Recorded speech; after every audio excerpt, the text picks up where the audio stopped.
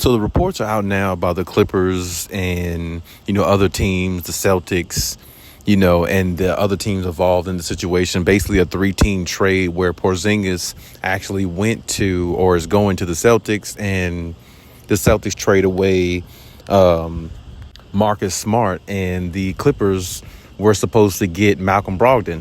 But, in the situation like this, I would say the Clippers made the right decision, the best decision, because they didn't take the bait and sort of say. They actually went and made the right decision because they found out that Malcolm Brogdon is starting to have or has some type of severe injury that they're not willing to deal with.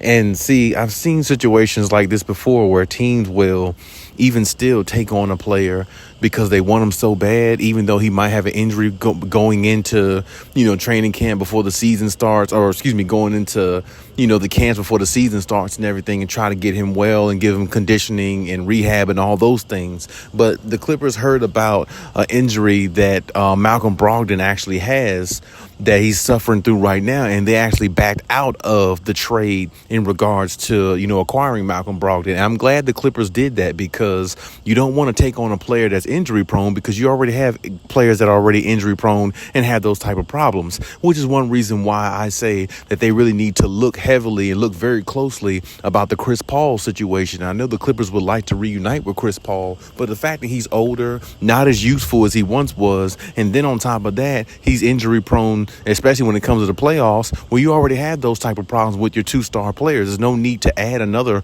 star caliber type of player that Chris Paul is by name anyway, not by his gameplay anymore, and have them same type of situations or same type of injuries. It just doesn't make any sense. And I know that they want to, try to bring Chris Paul back because of the reunion and just the history that they have with him and all that. But there's really no need to do that. If a player's not healthy, if they're not going to be, what you need them to be, or if you don't feel like they can be that, then there's no need to go after them, or it's just a waste of time. And that's my point, with the Clippers. They've been one of them organizations way in the past, years ago, that'll take on challenges that they really didn't need to be, and it really ended up hurting them in the long run by them not winning championships, not being relevant, and not being a team, that's a contender the way they are now since they got Kawhi Leonard on the team. So I'm glad the Clippers actually pulled out the Malcolm Brogdon thing. I personally didn't really think it was going to go through anyway. I think Malcolm Brogdon, plays good. I think he's a really good, solid point guard. And I've actually said his name before in regards to the Clippers going after him in the offseason, maybe a year or two ago.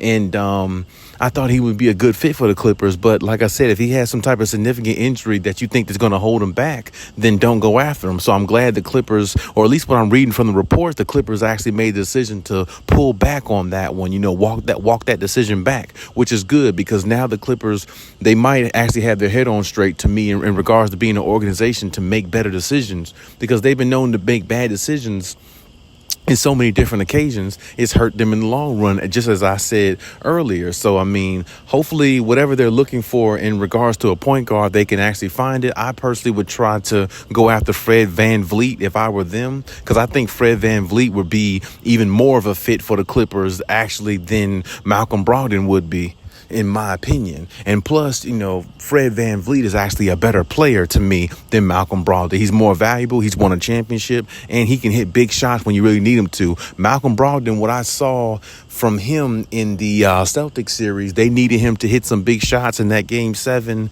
and Game 6 and a lot of those games against the Heat, and he kind of didn't show up as much. Now, I know he might have had an injury or something like that with his shoulder, I believe, or something like that. But regardless, when you're on the floor, you got to produce. That's just the way it is. There's no excuses for nobody. So I didn't see him produce in a big moment like that. So it's like, I'm not saying he can't produce in a big moment, but from what I saw in the playoffs, that would make me a little bit weary too, even though he might have had an injury. But as I said before, that really doesn't matter. Injuries, everybody goes through them. When you're out there, you still got to perform. Kawhi Leonard had a torn meniscus in Game 2 of the Phoenix Suns series, but he still scored 31 points. You see what I'm saying? Now, I'm not saying, Malcolm Brogdon is compared to Kawhi, because there's no comparison. Kawhi is, 10 times light years better because he's a superstar. But my point is, when you're out there, you're accountable. And what I saw Malcolm Brogdon in the playoffs, or at least in that series against Miami, it would make me scratch my head as well in regards to, looking at him and saying he could be the guy we need in crucial situations and knock down big shots.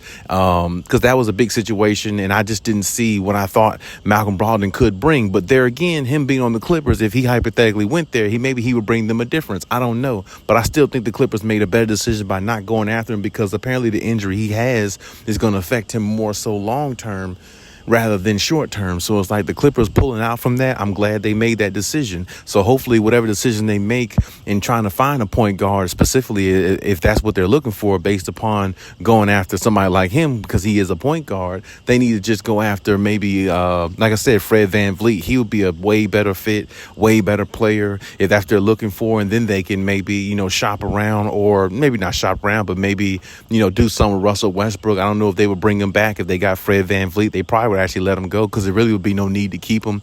I mean, somebody like Fred VanVleet, and you got somebody like Terrence Mann, backing him up, which I thought Terrence Mann played good at the point earlier this past season before they acquired Russell Westbrook. I thought him and Kawhi and PG were building some really good chemistry on the court and building some good habits as well. So even if you wanted him to be the backup, that's fine. But Fred VanVleet, or either way, they still would get, production from both either way. So it's like, I think that would be a better fit for the Clippers if they're looking for a point guard.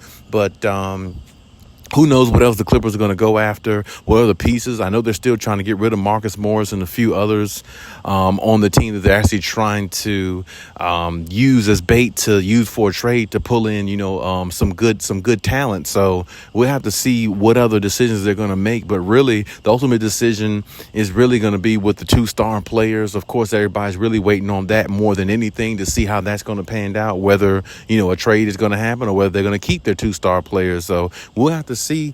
But either way, leave any comments in the comment section. Let me know what you think about it. And as always, we'll talk about it.